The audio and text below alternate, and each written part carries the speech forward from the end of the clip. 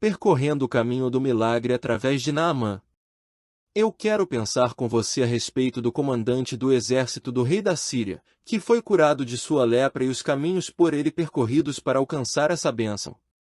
Vamos ler o texto de 2º livro de Reis, capítulo 5, do versículo 1 ao 19, que nos diz assim: E Naamã, capitão do exército do rei da Síria, era um grande homem diante do seu senhor, e de muito respeito, porque por ele o Senhor dera livramento aos sírios, e era este homem herói valoroso, porém leproso. E saíram tropas da Síria, da terra de Israel, e levaram presa uma menina que ficou ao serviço da mulher de Naamã. E disse esta sua senhora: Antes o meu senhor estivesse diante do profeta que está em Samaria, ele o restauraria da sua lepra. Então foi Naamã e notificou ao seu senhor, dizendo: Assim e assim falou a menina que é da terra de Israel. Então disse o rei da Síria: Vai, anda, e enviarei uma carta ao rei de Israel.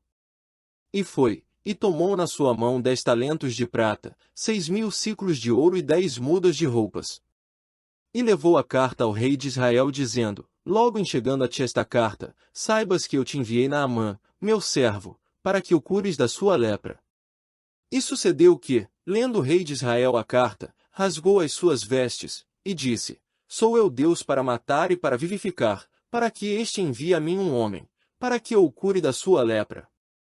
Pelo que deveras notai, peço-vos, e vede que busca ocasião contra mim. Sucedeu, porém, que ouvindo Eliseu, homem de Deus, que o rei de Israel rasgara as suas vestes, mandou dizer ao rei: Por que rasgaste as tuas vestes? Deixa ouvir a mim, e saberá que há profeta em Israel. Veio, pois, Naamã com os seus cavalos, e com o seu carro, e parou à porta da casa de Eliseu. Então Eliseu lhe mandou um mensageiro dizendo: Vai, e lava-te 7 vezes no Jordão, e a tua carne será curada e ficarás purificado. Porém Naamã muito se indignou, e se foi dizendo: Eis que eu dizia comigo: Certamente ele sairá, pôr-se-á em pé, invocará o nome do Senhor seu Deus, e passará a sua mão sobre o lugar, e restaurará o leproso. Não são porventura Bana e Farpar, rios de Damasco, melhores do que todas as águas de Israel? Não me poderia eu lavar neles, e ficar purificado? E voltou-se, e se foi com indignação. Então chegaram-se a ele os seus servos, e lhe falaram, e disseram: Meu pai, se o profeta te dissesse alguma grande coisa, porventura não a farias? Quanto mais, dizendo-te ele: Lava-te, e ficarás purificado. Então desceu, e mergulhou no Jordão 7 vezes, conforme a palavra do homem de Deus, e a sua carne tornou-se como a carne de um menino, e ficou purificado.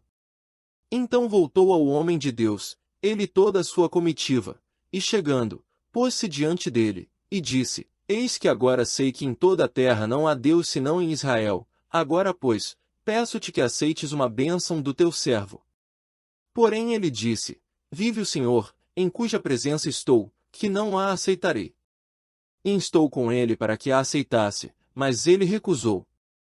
E disse Naamã: Se não queres, dê-se a este teu servo uma carga de terra que baste para carregar 2 mulas, porque nunca mais oferecerá este teu servo holocausto nem sacrifício a outros deuses, senão ao Senhor. Nisto perdoe o Senhor a teu servo, quando meu senhor entrar na casa de Rimom para lhe adorar, e ele se encostar na minha mão, e eu também tenha de me encurvar na casa de Rimom, quando assim me encurvar na casa de Rimom, nisto perdoe o Senhor a teu servo. E ele lhe disse: Vai em paz. Ao lermos a história de Naamã, nós nos deparamos com um homem respeitado e temido por todos na Síria. No entanto, apesar de toda a sua autoridade e prestígio, como comandante do exército do rei Ben-Hadad II, e, por exercer esse cargo, ele era o segundo no poder. Naamã era um homem condenado, pois sob seu uniforme escondia-se o corpo de um leproso. Havia, como nos diz o versículo 1, um porém na sua história de sucesso. Naamã tinha um inimigo pessoal mais poderoso que todos os exércitos que ele havia enfrentado, a lepra. Por causa dessa doença ele vivia isolado dentro de sua própria casa. Hanseníase, lepra, morfeia, mal de Hansen ou mal de Lázaro, é uma doença infecciosa causada pelo bacilo Mycobacterium leprae, também conhecida como bacilo de Hansen, que causa danos severos a nervos e à pele. A denominação hanseníase deve-se ao descobridor do micro-organismo causador da doença, Dr. Gerard Hansen. O termo lepra está em desuso por sua conotação negativa histórica. A hanseníase é uma doença contagiosa, que passa de uma pessoa doente, que não esteja em tratamento para outra. Demora de 2 a 5 anos em geral, para aparecerem os primeiros sintomas. O portador de hanseníase apresenta sinais e sintomas dermatológicos e neurológicos que facilitam o diagnóstico. Pode atingir crianças, adultos e idosos de todas as classes sociais, desde que tenham um contato intenso e prolongado com o bacilo. Pode causar incapacidade ou deformidades quando não tratada, ou tratada tardiamente, mas tem cura. A escrava israelita que Naamã havia levado para sua casa era temente a Deus, e se compadeceu de sua situação. Ela ousou testemunhar para sua senhora, que havia um profeta em Samaria que poderia curar o seu senhor. Deus usou uma escrava para ser profetisa e missionária em terra estrangeira, testemunhando do Deus de Israel. Deus ainda hoje usa as coisas loucas para confundir as sábias. O Senhor usa todos aqueles que temem o seu nome para que, em todo lugar, testemunhem a sua fé, e o nome do Senhor seja exaltado. Por onde você tem andado, você tem testemunhado do Senhor. As pessoas têm visto em seus lábios a palavra do Senhor, ou você tem se calado tendo a oportunidade de testemunhar? Essa menina, apesar de ser uma escrava, não deixou de ser serva e boca do Deus Altíssimo em terra estranha. Assim como Daniel e seus 4 amigos, posteriormente iriam testemunhar do Senhor lá na Babilônia, nós encontramos esta menina testemunhando na Síria. Muitas vezes, será nos momentos de maior adversidade em nossa vida, que o Senhor será exaltado através do nosso testemunho. Deus levou esta menina para a Síria, para usá-la para alcançar Naamã e sua família. O Senhor tem os seus escolhidos e vai buscá-los onde eles se encontram. Mas para alcançar Naamã o Senhor permitiu que uma doença extremamente humilhante o atingisse. Como disse Jó, bem sei que tudo podes, e nenhum dos teus planos pode ser frustrado. Esse texto não só nos fala a respeito de um homem que alcançou a cura de sua enfermidade, esse texto nos mostra os caminhos percorridos por Naamã que o Senhor traçou para que ele alcançasse também a salvação. A primeira lição que aprendo é que o Senhor mostrou a Naamã 5 ideias erradas que ele tinha para alcançar a bênção. Naamã, quando ouve de sua esposa o testemunho da criada, ele imediatamente crê na possibilidade do milagre.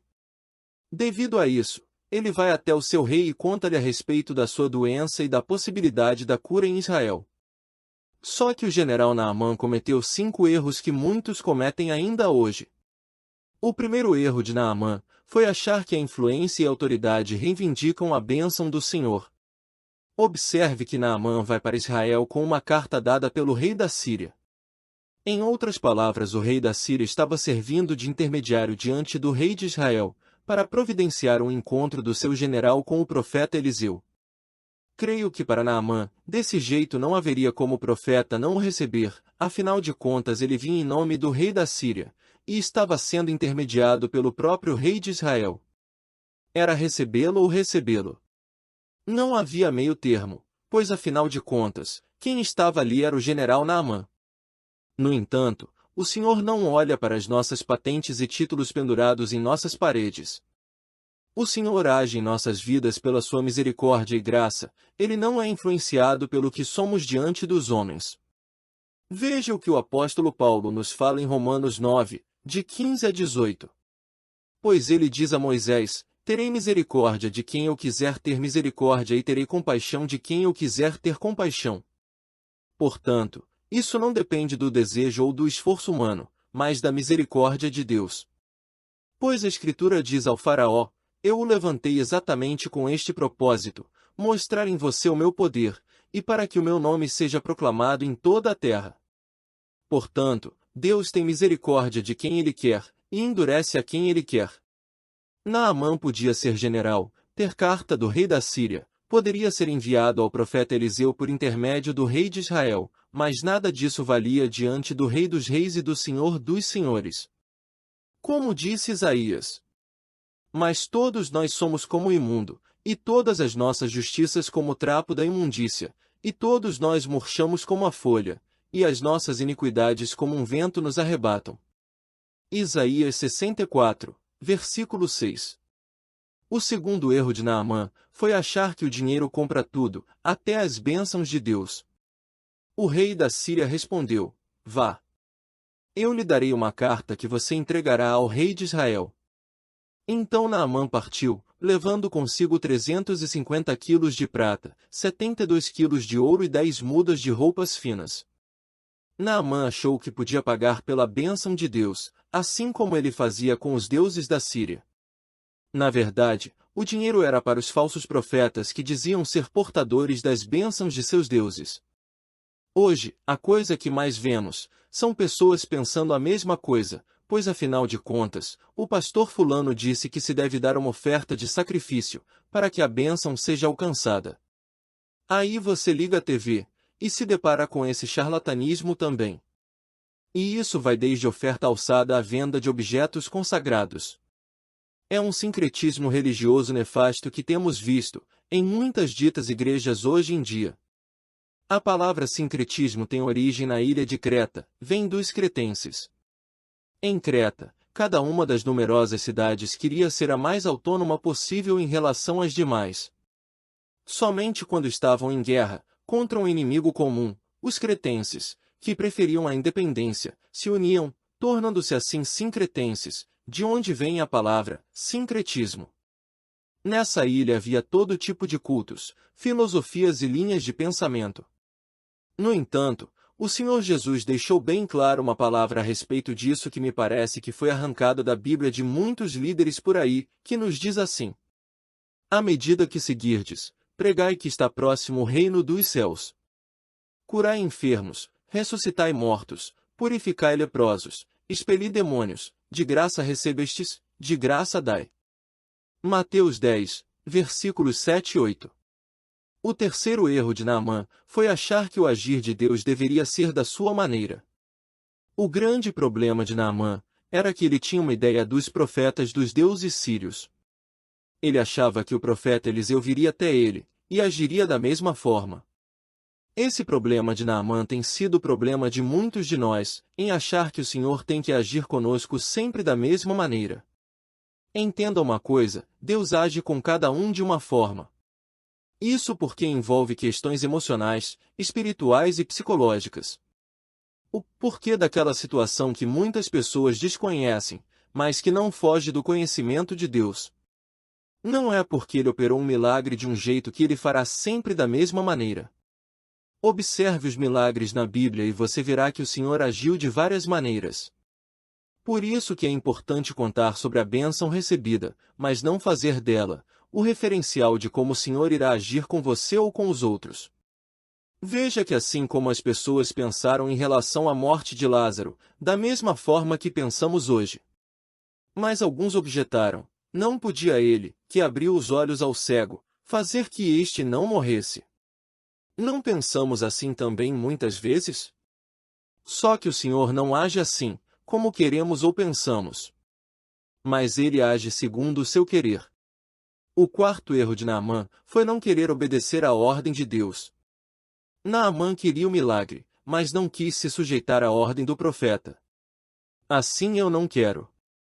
Desse jeito não vou fazer. Nem que a vaca tussa. Esse é o grande problema da maioria das pessoas. Elas querem a cura, mas não pôr em prática ou obedecer às Escrituras. Querem a bênção, mas não o Senhor da bênção.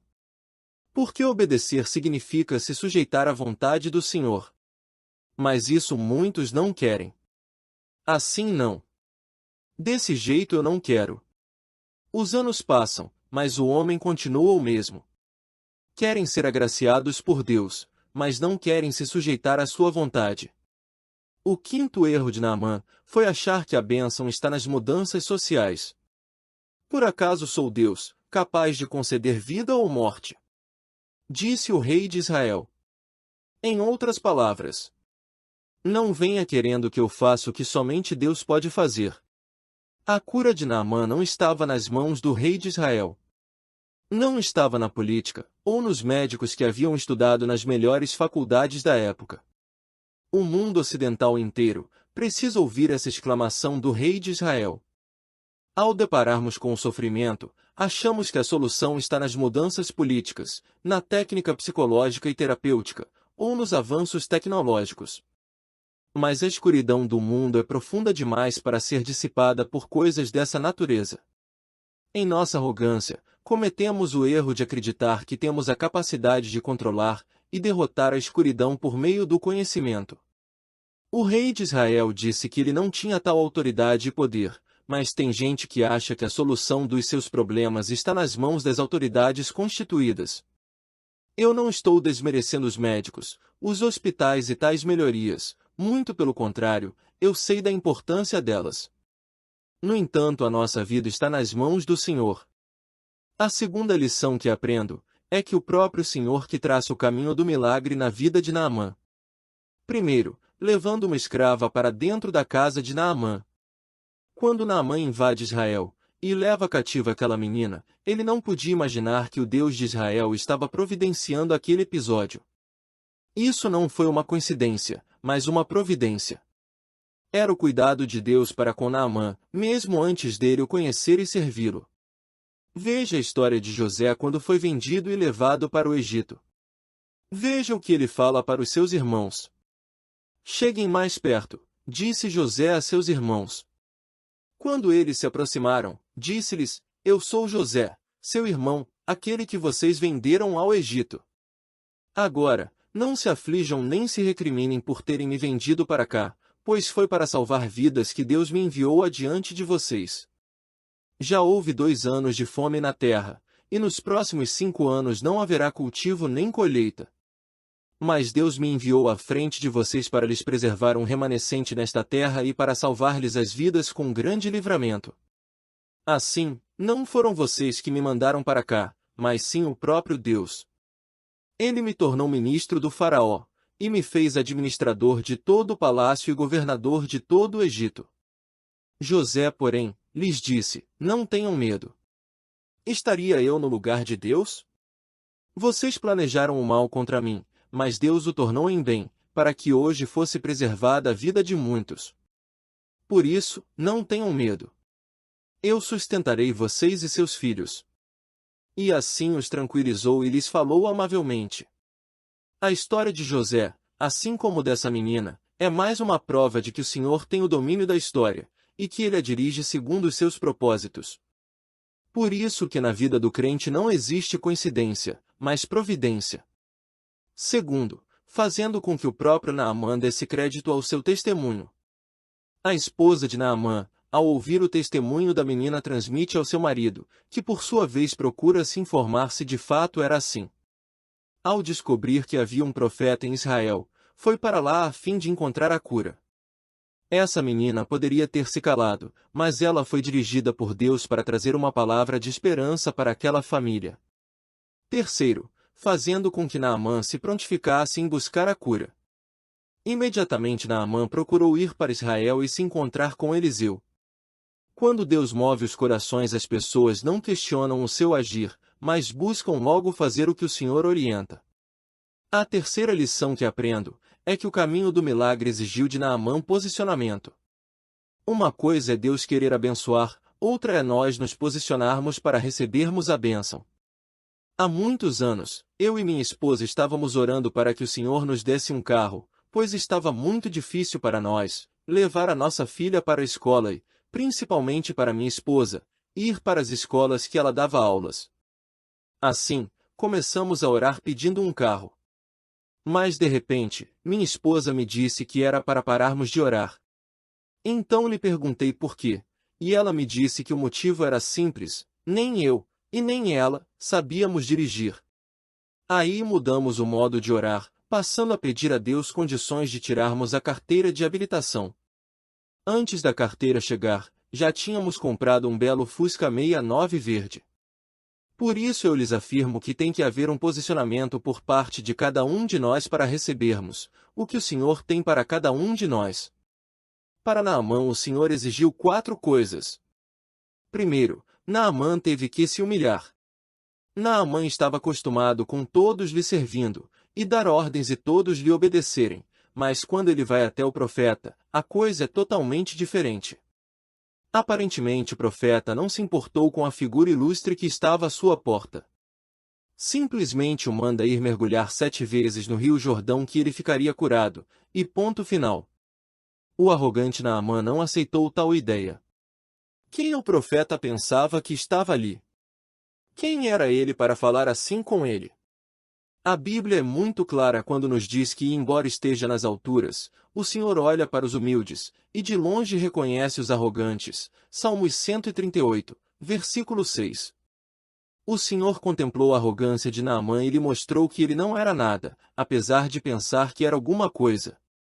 E Tiago também nos diz que Deus se opõe aos orgulhosos, mas concede graça aos humildes. Tiago 4, versículo 6. Antes de abençoar Naamã, o Senhor teve que tratar dessa arrogância que o general do exército sírio tinha.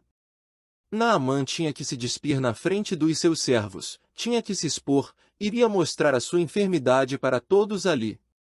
Isso era muito humilhante para ele, mas era exatamente isso que o Senhor queria quebrar nele, essa arrogância. Essa superioridade em demasia. O pensar que era alguma coisa. O Senhor muitas vezes faz isso com a gente. Louvado seja o nome dele por isso. Segundo, Naamã teve que ouvir conselhos.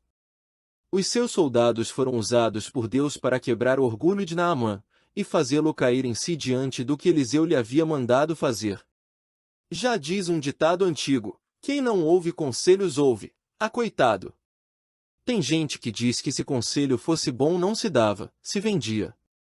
Quem tem esse pensamento só quebra a cara na vida. Por isso dê ouvidos ao que a Bíblia nos ensina. Provérbios 11, versículo 14 nos diz assim, não havendo sábios conselhos, o povo cai, mas na multidão de conselhos há segurança. Provérbios 19, versículo 20 nos diz, ouve o conselho, e recebe a correção, para que no fim sejas sábio. Naamã ouviu o conselho de seus servos, por isso ele alcançou a cura de sua enfermidade. Terceiro, Naamã teve que obedecer. Ouvir é uma coisa, praticar o que se aconselha é outra coisa. Há uma distância muito grande entre ouvir e obedecer. Eliseu lhe deu uma instrução, aparentemente simples, mas não era o que Naamã queria ouvir. Obedecer é muitas vezes ir de encontro àquilo que não queremos fazer. É lutar com a nossa vontade em prol de um bem maior. No caso de Naamã, a sua cura. Muitas pessoas perdem a bênção, ou melhor, deixam de ganhar, porque se negam a obedecer ao que a Bíblia nos diz para fazermos. Ser cristão é mais que frequentar a igreja, é ser praticante da palavra. Como nos fala Tiago? Sejam praticantes da palavra, e não apenas ouvintes, enganando-se a si mesmos. Aquele que ouve a palavra, mas não a põe em prática, é semelhante a um homem que olha a sua face num espelho e, depois de olhar para si mesmo, sai e logo esquece a sua aparência. Mas o homem que observa atentamente a lei perfeita que traz a liberdade, e persevera na prática dessa lei, não esquecendo o que ouviu mas praticando, será feliz naquilo que fizer. Tiago 1, versículos 22 a 25. Quarto, Naamã teve de entender que o Senhor abençoa onde quer, quando quer e se ele quiser. O arrogante Naamã teve que se sujeitar à vontade de Deus, e não aos seus caprichos, caso contrário deixaria a bênção que foi buscar escapar. Era no rio Jordão que o Senhor queria que ele mergulhasse, e não nos rios que havia na Síria. Naamã não é em nada diferente de muitos de nós. Aliás, Naamã é o retrato vivo de muitas pessoas hoje em dia. Gente que pensa que Deus está à sua disposição, e que deve abençoá-lo da sua maneira e onde a pessoa quiser. A quarta lição que aprendo é que o Senhor curou muito mais que a doença física de Naamã. O Senhor não curou somente a lepra de Naamã, o Senhor sempre vai além da cura física, pois ele olha outras enfermidades que nós não detectamos em nossas vidas. Todo milagre que não traz transformação, quebrantamento, e uma nova postura diante do Senhor são questionáveis. A cura não pode ser um fim em si mesmo. Ela nos leva além. Ela tem que gerar na pessoa temor e tremor. Ela traz um crescimento espiritual. Primeiro, o Senhor o curou da sua arrogância. Aquele que chegou à casa do profeta Eliseu, cheio de si, agora está diante do profeta lhe pedindo, por favor. Quanta diferença! Deus curou Naamã da sua arrogância, da sua empáfia, do seu eu. Há pessoas que aprendem, como no caso de Naamã, mas já há outros que, infelizmente, não. Nem passando pelo que Naamã passou. Segundo, o Senhor o curou da sua cegueira espiritual. O sírio Naamã passou a ver o que antes era impossível, devido à sua arrogância. Ele passou a ver que só o Senhor é Deus, e fora dele não há salvação. Ele abandonou os seus deuses que antes servia, e passou a adorar ao único Deus Criador dos céus e da terra, o Deus de Israel. Terceiro, o Senhor lhe deu a vida eterna. Vá em paz. Muitas vezes somos obrigados a fazer coisas que não agradam ao Senhor, como no caso de Naamã que tinha que entrar no templo de Rimon, deus dos sírios. Mas Naamã justificou por que tal atitude. Naamã saiu da Síria em busca da cura e voltou transformado pelo Senhor. Saiu perdido, mas voltou pelo caminho da graça. Saiu morto e retornou de posse da vida eterna. Saiu em trevas, mas voltou em luz. Ninguém que tenha tido um encontro real com o Senhor pode andar como andava outrora. Veja, por exemplo, os magos que foram visitar Jesus ainda menino. Quando eles encontram o Senhor, eles são advertidos por divina revelação para retornarem por outro caminho. Ninguém que tenha tido um encontro real com o Senhor volta a andar como andava.